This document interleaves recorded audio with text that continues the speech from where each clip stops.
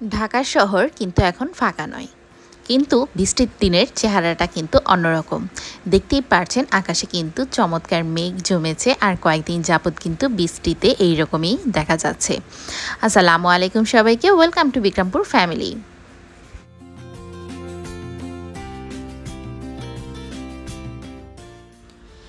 Thumbnail আর ভিডিওর এই ক্যাপচার দেখে তো আপনারা বুঝতেই পারছেন আমি কোথায় যাচ্ছি। তো রিসেন্ট ভিডিওতে তো দেখতেই পেরেছেন আমি কিন্তু ঢাকাতে গিয়েছি, আর সেখানে যাওয়ার পর যেহেতু ধানমন্ডিতে এতটা কাছাকাছি এসেছি, চলে এসে পড়লাম বাংলাদেশের সবচেয়ে বড় বিগেস্ট আউটলেট আড়ংয়ে। এটা বাংলাদেশের কিংবা বিশ্বেরই হোক না কেন সেটা নিয়ে বড় কোনো কথা নেই, কিন্তু এইটার মধ্যে কিন্তু আমি ফার্স্ট টাইম যাচ্ছিলাম। যদিও ঈদের সময় এত ভিডিও এত কিছু দেখার পর আর যাওয়া হয়নি, কারণ এতটা নাকি ভিড় ছিল, এখানে নাকি লাইনে দাঁড়িয়েও মানুষ গিয়েছে। কিন্তু আমরা যাওয়ার পর দেখলাম অন্যটাই, কিন্তু আমার কাছে বেশ ভালো লেগেছে। মোটামুটি রকমের ভিড় ছিল, ঢুকতেই ছোট একটা গেট। এই গেটটা আমার কাছে মনে হচ্ছিল যে একটু বড় হলে ভালো হতো, কারণ এত বড় একটা আউটলেট বলে কথা।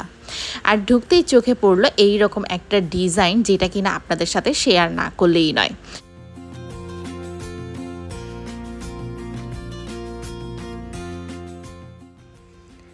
আড়ংয়ের ভেতর কিন্তু এইরকমভাবে কোনো ক্যাপচার করা কিংবা ছবি তোলা কিন্তু সেই রকমভাবে অ্যালাউড না। কিন্তু আজকে আমি যে দেখলাম প্রায় উল্টোটাই। মনে করেছিলাম এখানে হয়তোবা কোনো ভিডিওই আপনাদের সাথে শেয়ার করতে পারবো না, কিন্তু যেই জায়গায় আমার ভিডিওগুলো নেওয়া হয়েছে সেই জায়গাতে সবাই ভিডিও করতে দেখেছে, কিন্তু কেউ কোনো বাধা দেয়নি বলে কিন্তু আমার এগুলো শেয়ার করা।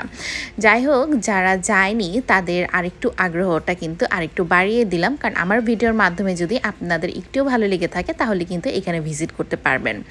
তো উপর ফ্লোরে আসার পরে আমার কাছে আরও আরেকটি জিনিস ভালো লেগেছে, সেইটা এই তো একটি নকশি কাঁথা দিয়ে একটি ডিজাইনের মতন আঁকা। মনে হচ্ছিল যে ডিজাইনটা যেন কীরকম একটা সূর্যের আলো হয়তো বা প্রভাব ফেলেছে। আর এত সুন্দর করে ডিজাইনটা, যদিও আমি নিচের দিকে আছি, উপর থেকে যদি ভিডিওটা করতাম তাহলে উপরের ভিডিওগুলো কিন্তু অনেকটাই সুন্দর দেখা যেত। তো এখানে অনেকটাই দিক নির্দেশনা দেওয়া আছে, আপনারা একটু পজ করে দেখে নেবেন।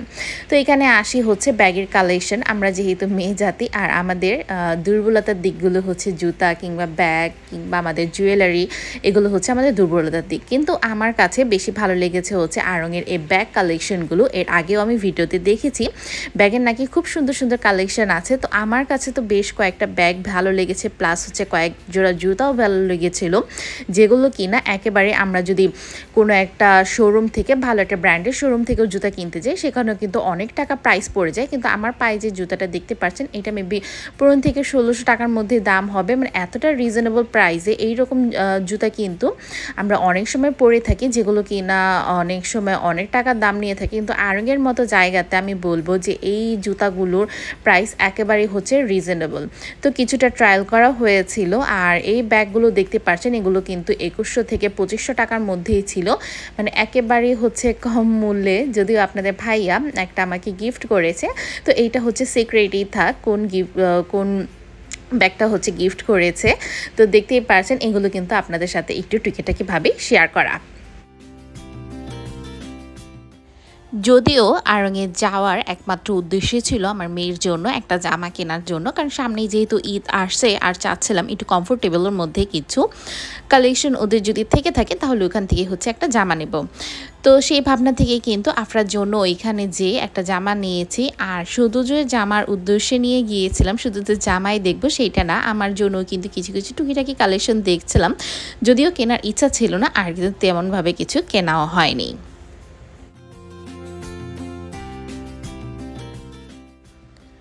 আড়ংয়ে যাওয়ার পর কিন্তু কোন ফ্লোরে কোন জিনিসটা পাওয়া যাবে সেইটার কিন্তু একটা দিক নির্দেশনা প্রত্যেক ফ্লোরে তারা দিয়ে রেখেছে।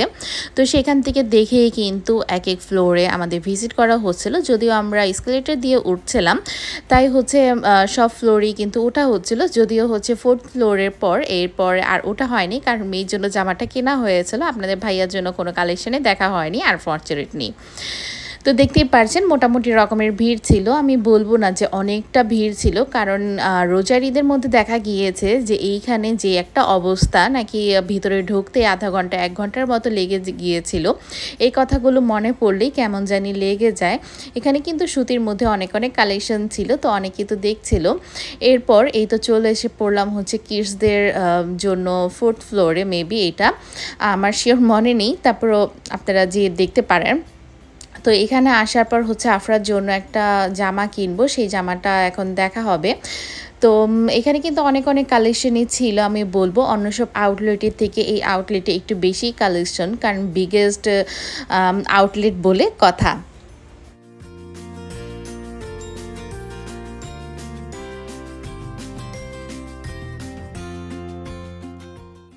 কোনো একটি শপ আউটলেটে বাচ্চাদের জন্য এইরকম একটা কিডস জোন, তাও আবার হচ্ছে স্লাইডের একটা জোন, দেখতেই পারছেন কত সুন্দর করে বাচ্চারা কিন্তু খেলা করছে। তো আমার মেয়ে এখানে হচ্ছে সামিল হলো, ওর কাছে নাকি এই জায়গাটা অনেকটাই ভালো লেগেছে। আসলে বাচ্চারা যেখানে খেলা পায় সেখানে কিন্তু সময় কাটাতে এমনিতেও পছন্দ করে, তো আমার কাছে হচ্ছে এই জিনিসটাও ভালো লেগেছে। তো এখানে দেখতে দেখতে আমরা আবার হচ্ছে একটু নিচের দিকে চলে এসে পড়লাম, যার কারণটা হচ্ছে কেনাকাটা তো শেষ হয়ে গেল, এখন আর কি করা যায়।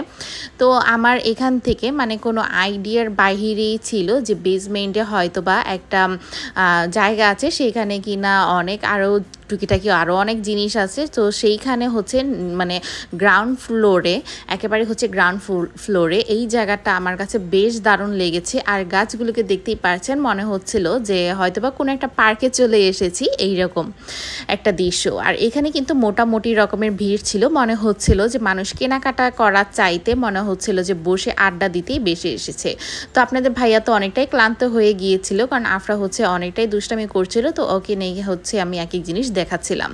তো বের হওয়ার পথে এইরকম আর্টের যে প্রোডাক্টগুলো আছে টুকিটাকি, এগুলো কিন্তু ফেস ওয়াশ কিংবা আমাদের কোনো স্কিন কেয়ারের যে প্রোডাক্টগুলো সেগুলো কিন্তু অনেকটাই ভালো। তো এখান থেকে হচ্ছে আমার একটা ফেস ওয়াশ নিয়ে নেওয়া হয়েছিল, কারণ এইখানের আর্টের প্রোডাক্টগুলো আমি প্রায় হচ্ছে ব্যবহার করে থাকি, আর ওদের ফেস ওয়াশটা আমি রিকমেন্ডেড করব, যেটা কিনা আমার ফেসেও কিন্তু অ্যাপ্লাই করে থাকি। তো অনেকটা তো ঘোরাফেরা হলো, এখন হচ্ছে বের হয়ে যাওয়ার পালা, কারণ যেই উদ্দেশ্যের জন্য এসেছিলাম সেই উদ্দেশ্য তো হাসিল হয়ে গেল, প্লাস কিন্তু আমাদের অনেক কিছুই টুকিটাকি কেনা হয়ে গিয়েছে।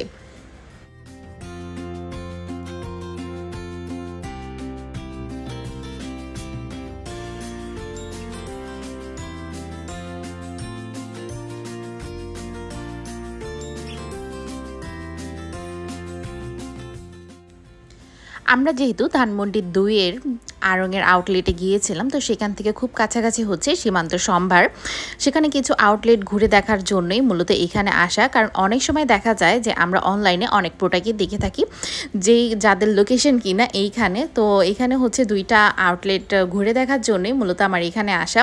কারণ আমার কাছে অনলাইনে অর্ডার করতে সেই রকম একটা ভরসার মনে হয় না, মনে হয় যেন একটু দেখে শুনে অর্ডার করলেই ভালো হয়, কিংবা শপিংয়ে গেলেও কিন্তু অনেক সময় দেখা যায় যে অনেক জিনিসই পছন্দ হয়ে যায়। তো এখানে যাওয়ার পর 2 পিসের কালেকশনগুলো দেখে নিচ্ছিলাম, কারণ এখানে কিন্তু 2 পিসের কালেকশন বলতে অনেকটাই অফারের ছিল।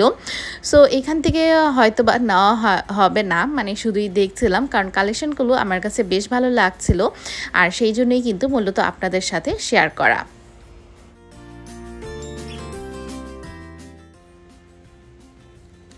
এখানে যাওয়ার পর কিন্তু আমার বেশ ভালো লাগছিল, কারণ অতীতের কথা মনে পড়ে যাচ্ছিল। আমার কলেজ যেহেতু ধানমন্ডি 2-এ ঢাকা সিটি কলেজ ছিল, তো ওই সময়টাতে দেখা যায় যে অনেক সময়তে আমরা এখানে এসে আড্ডা দিতাম। তো এখন তো অনেকটাই চেঞ্জ হয়েছে, সেটাই হচ্ছে আপনাদের ভাইয়াকে বলছিলাম যে এই অতীতগুলো অনেকটাই মিস করছি, আমার ফ্রেন্ডসগুলোকেও কিন্তু মিস করছি। তারপরে কিছু করার নেই, সময় তো অনেকটাই এগিয়ে যায়, আর সময় কিন্তু এগোতে এগোতে অনেকটাই পার হয়ে যায়। এখন তো মূলত মেয়েকে নিয়ে এসেছি, আর ওর সাথে এই গল্পগুলো করতে আমার কাছে বেশ ভালো লাগছিল।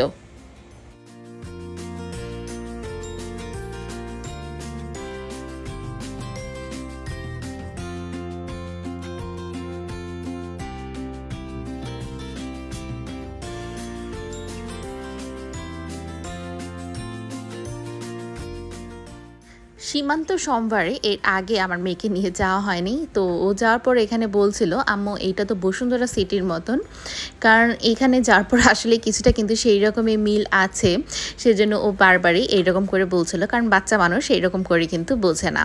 তো এখানে কিন্তু মোটামুটি রকমের ভিড় ছিল, বেশিরভাগ আমি বলবো তারা কিন্তু অনলাইনেই সেল করে থাকে, কিন্তু অনলাইনের প্রোডাক্ট যেহেতু আমার বেশি একটা পছন্দ নয়, সেই জন্য কিন্তু মূলত এইখানে আসা, যেটা কিনা একটু আগে আমার ভিডিওতে আমি বলেছি। কুরবানি ঈদের কেনাকাটাটা আমি বলবো সেই রকম করে কিন্তু হয় না। তো আমরা হচ্ছে সীমান্ত সম্ভার থেকে একটু সামনে এগিয়ে হচ্ছে ৭ মসজিদ রোডের দিকে হাঁটছিলাম, আর এই রকম কিছু দোকান আমরা দেখতে পেলাম যেখানে কিনা অনেকটাই জিনিস ছিল, এই রকম কালেকশনগুলো আপনারা দেখে নিতে পারেন। কিন্তু আমার কাছে যখনই একটু দামটা জিজ্ঞেস করলাম মনে হচ্ছিল অনেকটাই হাই প্রাইস চাচ্ছিল, যেটা কিনা আমাদের এলাকাতে এখানে অনেকটাই রিজনেবল প্রাইসে পাওয়া যায়। তো আফরা একটু মিররটা দেখে নিচ্ছিল, তাই আমি কিন্তু ওকে একটু ভিডিও করে নিলাম, কারণ ও আসলে অনেকটাই এনজয় করছিল, আর আমাদেরও না বেশ ভালো লাগছিল। বেশিরভাগ হচ্ছে আকাশটার জন্য, মানে মেঘলা আকাশ ছিল, যদি বা বৃষ্টি হতো তাহলে কিন্তু এইভাবে আমরা হাঁটতে পারতাম না। তো হাঁটার সময় এরকম কিছু গাছের কালেকশনে দেখতে পারছিলাম, যদিও এত দূর থেকে আমার গাছ আনার কোনো ইচ্ছাই ছিল না, কারণ আমাদের বাসার আশেপাশেও কিন্তু এইরকম নার্সারির কোনো অভাব নেই। আসলে অনেকটাই নার্সারি আছে, যদিও এখন বর্তমান সময় বৃষ্টির দিনে আর রোদের দিনে হচ্ছে আমি কোনো গাছই বারান্দার জন্য আনতে চাচ্ছি না। যাই হোক, আজকের ভিডিওটি কিন্তু শেষ করছি এইখানেই। ভিডিওটি আপনাদের কেমন লেগে থাকলো তা কিন্তু অবশ্যই কমেন্ট করে জানাতে ভুলবেন না। ভিডিওতে একটি লাইক দিবেন। আল্লাহ হাফেজ।